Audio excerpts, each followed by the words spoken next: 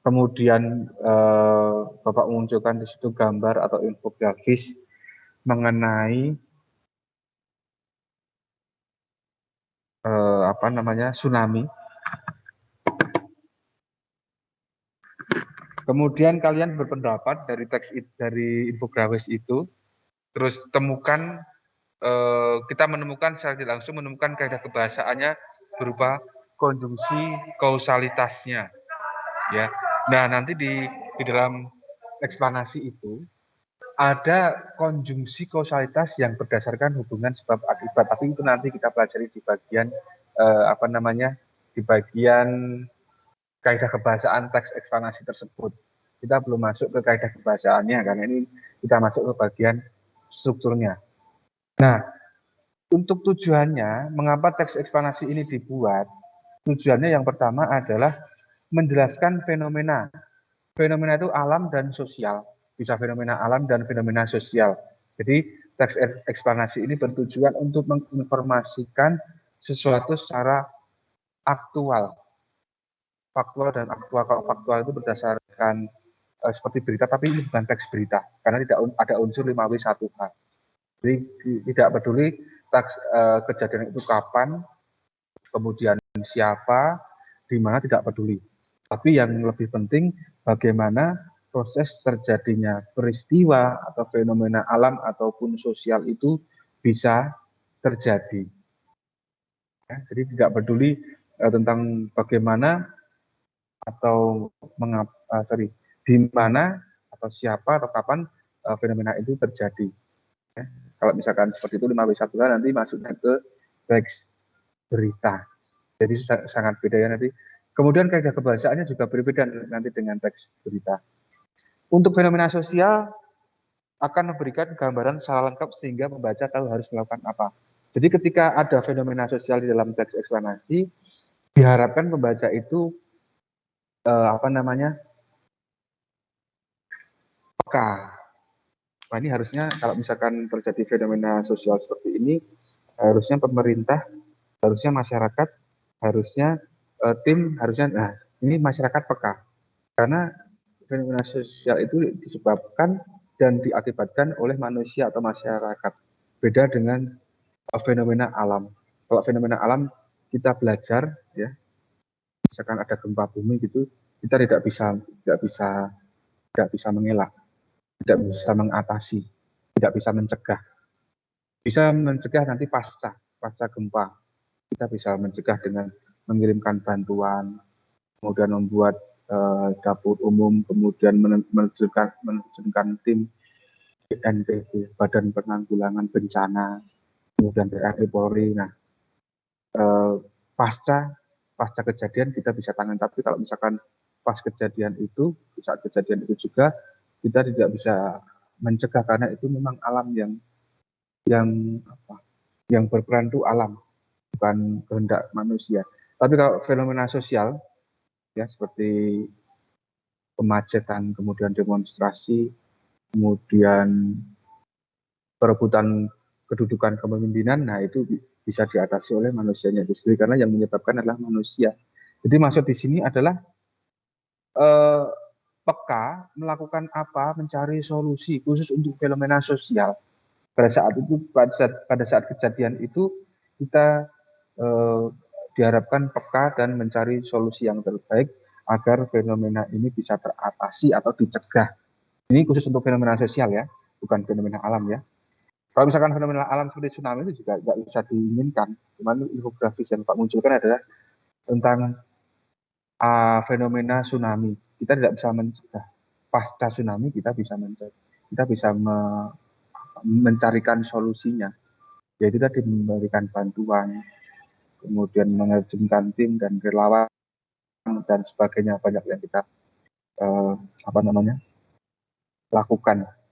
Jadi virus corona ini juga kita tidak berharap ya kalau datang kemudian menyebar dari satu orang, dari Bapak ingat dulu cuman bulan Februari tahun lalu cuma 22 orang, sekarang sudah jutaan yang kena. Nah ini tidak bisa, kita bisanya mencegah setelah kejadian itu. Ketika proses virus itu masuk ke tubuh kita, kita tidak bisa mencegah, kita tidak bisa memberhentikan, mencegah. Tapi kalau mengurangi risiko penyebaran kita bisa ya dengan protokol 5M gitu ya, menggunakan masker, menjauhi kerumunan dan lain-lain.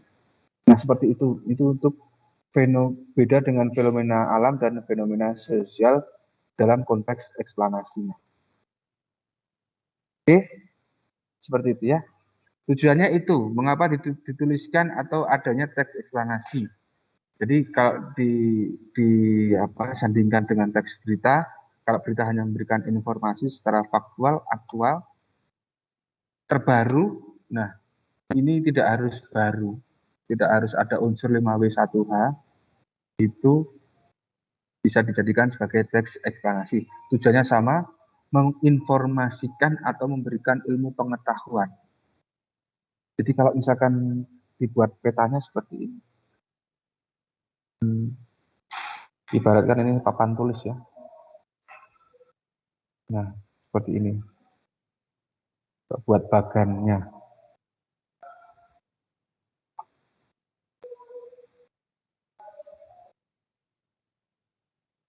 Maaf ya, laptopnya agak lemot ini. Ini sekalian kita belajar sabar ini ya. Nah ini akan Bapak buat bagannya. Ini ada satu informasi gitu ya, informasi. Teksnya terlalu kecil. Informasi. Nah,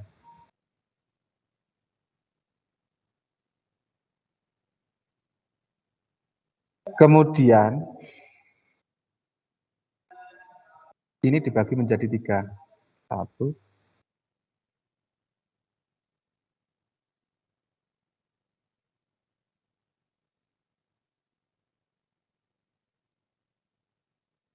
3.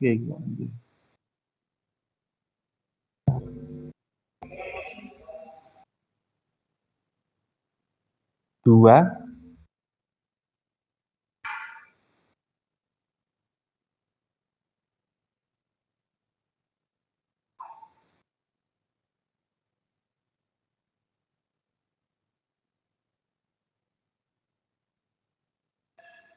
2 dulu saja ya.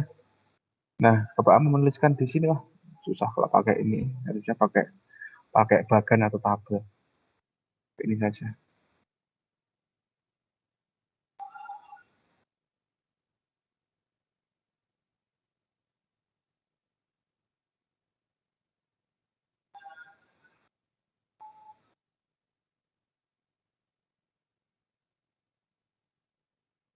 Pakai yang ini gitu ya.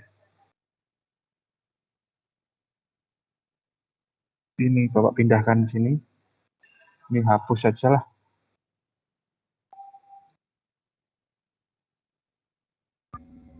Nah, ini informasi.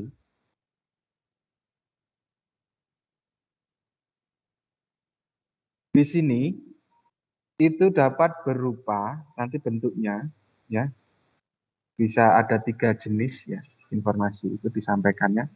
Ini kita terlepas dari informasi secara lisan ataupun tulisan ya. Ini berupa berita.